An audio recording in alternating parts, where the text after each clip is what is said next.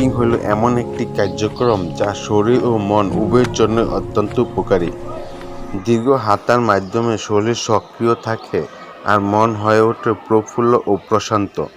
একই সঙ্গে প্রাকৃতিক অপার সৌন্দর্য কাছ থেকে উপভোগ করার সুযোগও তৈরি হয়। এই ধারাবাহিকতায় একটি 12 কিলোমিটার দীর্ঘ হাইকিং সম্পন্ন করা হয়। হাইকিংটির রুট ছিল রাজেন্দ্রপুর রেলওয়ে স্টেশন থেকে জয়দেবপুর রেলওয়ে স্টেশন পর্যন্ত।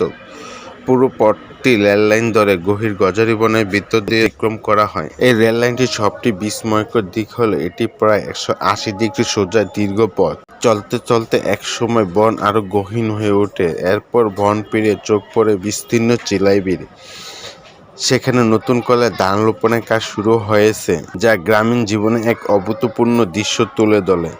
বিলের পাশে রয়েছে মৃত্যুপ্রায় চিলাই বিল, যা প্রাকৃতিক পরিবর্তনশীল রূপের সাক্ষ্য বহন করে। পথ কিছু দূর অগ্রসর হওয়ার পর পাওয়া যায় ঐতিহাসিক bowel Gazipur railway station.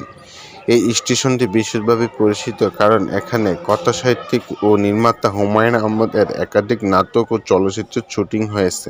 Station চত্বরে এখনও দাঁড়িয়ে আছে ব্রিটিশ আমলের একটি ভগ্নপ্রায় সিগন্যাল ঘর, যেখান থেকে একসময় ট্রেন চলাচল নিয়ন্ত্রণ করা হইত।